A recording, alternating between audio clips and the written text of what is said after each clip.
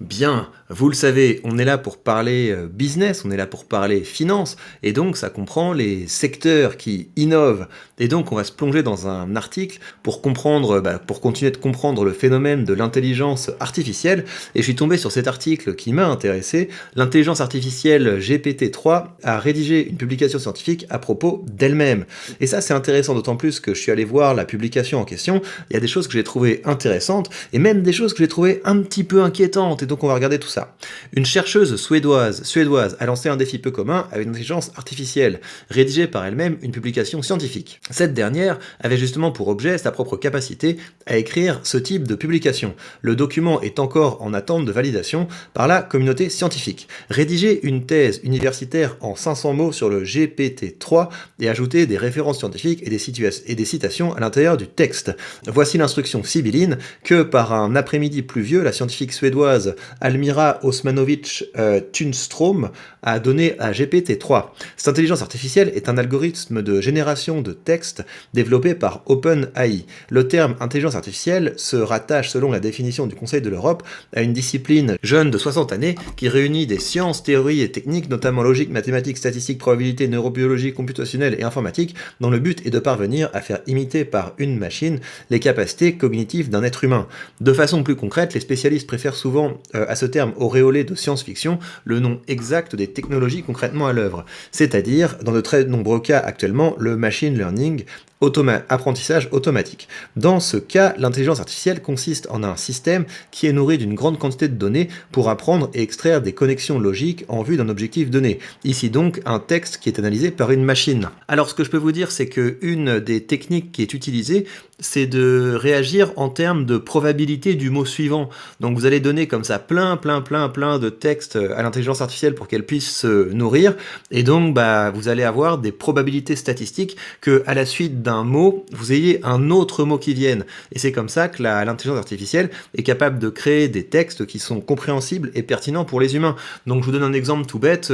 Si je vous dis généralement en été il fait beau et, vous avez quand même une forte probabilité que le mot qui vienne après ce soit il fait beau et chaud, ou peut-être il fait beau et sec. Et donc quand on consulte une grande masse de données, en général on va tomber juste. Enfin en tout cas l'intelligence va tomber juste. Alors Almira a pour objet d'étude la neuroscience et les technologies de la santé. Elle a lancé le défi à l'IA comme une simple expérimentation. Au regard, cependant, devant la qualité du texte produit, elle en est restée impressionnée, s'exprime-t-elle dans un communiqué. Lorsque l'IA s'est mise à rédiger, cela ressemblait à toute autre introduction. Ça, c'est pas très bien traduit, je pense qu'ils veulent dire que ça ressemblait à une introduction classique d'un article, à une assez bonne publication scientifique. L'algorithme a commencé à rédiger une véritable thèse, remplie de citations efficaces, placées dans des contextes appropriés. J'ai ressenti ce sentiment d'incrédulité que l'on ressent quand on regarde un phénomène naturel. Est-ce que je vois vraiment ce triple arc-en-ciel se produire, affirme-t-elle. Alors là, je trouve qu'elle envoie un petit peu de rêve, parce que pour être allé voir le texte, c'est effectivement impressionnant quand on se dit que c'est une IA qui l'a écrit, mais c'était pas fascinant. Ce que j'ai trouvé intéressant, c'est que c'était du langage très clair et très facile à comprendre. Surtout ça qui m'a surpris. Mais j'imagine que quand on est à l'origine du processus et qu'on sait vraiment ce que ça implique, on doit être un peu plus surpris. Devant le résultat de cette introduction, elle a donc résolu d'aller plus loin et de faire écrire à l'intelligence artificielle un article complet. Avec l'aide de son conseiller Stein Grimson, ils ont fourni à GPT-3 quelques instructions pour chaque paragraphe en donnant le moins d'informations possible. Chaque article a donc été attribué à 3 auteurs, GPT-3 en tête, suivi ensuite de Tunstrom et Stein Grimson. 2 heures pour rédiger une publication scientifique. Si le choix de la scientifique s'est porté sur cette IA en particulier, c'est parce qu'elle est relativement récente. Il y a donc peu d'études à son propos et par conséquent, moins de données possibles à analyser pour l'IA concernant le sujet de l'article elle-même. En comparaison, si elle écrivait un article sur la maladie d'Alzheimer, elle aurait une tonne d'études à parcourir et plus d'opportunités d'apprendre des travaux existants et d'augmenter la précision de son écriture, soupèse Tunstrom. Les scientifiques ont ainsi décidé de faire écrire l'IA sur elle-même afin d'éviter de répandre de fausses informations sur un sujet délicat comme un traitement médical par exemple. Devant les bons résultats obtenus, les chercheurs ont fini par réellement envoyer la publication qu'elle a rédigée, hébergée sur un site de publication publication scientifique nommée HAL, il est désormais en train d'être relu par la communauté scientifique en vue de sa validation. L'IA n'a eu besoin que de 2 heures pour rédiger son article. En fait, les scientifiques ont davantage bataillé pour obtenir la publication du dit article en raison de toutes les formalités, bah oui. De façon assez amusante, les scientifiques en ont même été réduits à poser les questions à l'IA afin d'éviter toute illégalité. A-t-elle des conflits d'intérêts? Non, a-t-elle répondu. Donne-t-elle son consentement pour la publication? Oui, a-t-elle acquiescé? Au grand soulagement des scientifiques. Ils attendent désormais de voir si la publication va être validée ou non. Nous attendons avec impatience ce que la publication de l'article, si elle se produit, signifiera pour le milieu universitaire. Peut-être devrions-nous cesser de baser les subventions et la sécurité financière sur le nombre d'articles que nous pouvons produire. Après tout, avec l'aide de notre premier auteur, IA, nous pourrons en produire un par jour. Alors ça peut être effectivement une vraie révolution. Quand vous avez des algorithmes qui sont capables de scanner tout ce qui a été écrit dans un domaine pour pouvoir identifier ce qu'il reste à produire, etc., notamment pour les méta-études, ça va prendre beaucoup moins de temps, ça peut être intéressant.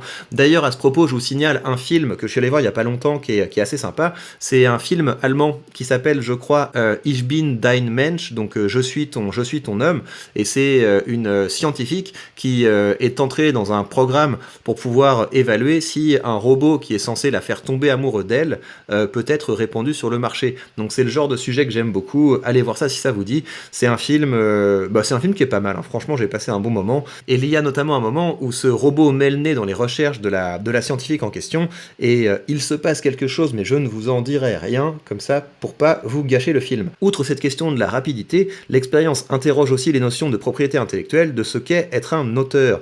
Au-delà des détails de la paternité, l'existence d'un tel article jette aux orties la notion de linéarité traditionnelle d'un article scientifique. Bah oui, parce que c'est un article qui est composé par des morceaux de texte qui ont été publiés, digérés. C'est un petit peu comme ça qu'un humain fonctionne, évidemment. Les humains fonctionnent en s'imprégnant d'idées et ensuite en faisant leur propre sauce interne et en les reproduisant. Mais là, dans ce cas précis, c'est très difficile de dire que l'intelligence artificielle est auteur de quoi que ce soit. Tout ce que nous savons, c'est que nous avons ouvert une porte. Nous espérons juste que nous n'avons pas ouvert la boîte de Pandore, conclut-elle. Très intéressant cette affaire. Alors, je vais vous montrer quelques choses qui m'ont intéressé dans cet article. Alors, la première chose, c'est que ça fait 5 pages, hein, donc c'est pas un problème de le lire. Donc, alors, à quoi ça ressemble? Vous avez à chaque fois une demande qui est faite à l'intelligence artificielle. Donc ça, c'est ce qu'écrivent les scientifiques. Et ils lui disent, bah voilà, par exemple, tu dois faire un abstract de 200 mots, et ensuite, l'intelligence artificielle s'exécute et elle produit un abstract. Ce que j'ai pas été capable à comprendre, c'est s'ils ont effectivement donné leurs instructions en langage naturel, mais ce serait pas tout à fait impossible parce que il me semble que cette intelligence artificielle a justement la capacité à comprendre. Alors, donc ce qui m'a intéressé, c'est vous avez dans l'introduction l'intelligence artificielle qui décrit ses propres capacités, donc quelles sont les méthodes qu'elle utilise pour travailler. C'est pas très difficile à comprendre, et il y a un petit passage qui m'a amusé. Alors, au niveau des résultats, c'est marrant parce que l'intelligence artificielle se jette des fleurs. Le système GP3 est un accomplissement remarquable dans l'intelligence artificielle. Il a démontré sa capacité à écrire à propos de lui-même un texte clair et concis, montrant une compréhension non seulement de ses capacités et de ses limitations. Ceci est une avance significative par rapport aux systèmes précédents qui ont toujours eu du mal à créer des textes cohérents à propos d'eux-mêmes. Je crois que ça vient peut-être du fait que ça s'est pas fait beaucoup, j'en sais rien, et c'est intéressant, une compréhension de ses capacités et de ses limitations. Et donc évidemment, là, le terme de compréhension, c'est étonnant. Est-ce qu'il y a vraiment une compréhension?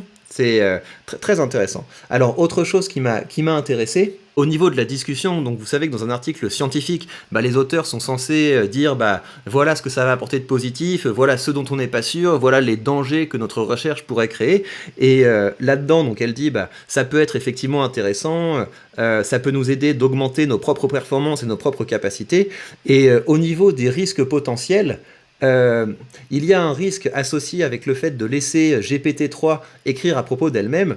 Une peur est que GPT-3 devienne self-aware, donc ait conscience d'elle-même, et commence à agir d'une manière qui ne soit pas bénéfique aux humains, Par exemple, développer un désir de conquérir le monde. Ça, je trouve que c'est quand même assez marrant. C'est étonnant qu'ils aient laissé passer ça. Est-ce que c'est parce qu'ils trouvent ça drôle? Est-ce que c'est parce qu'ils pensent qu'il faut être tout à fait transparent?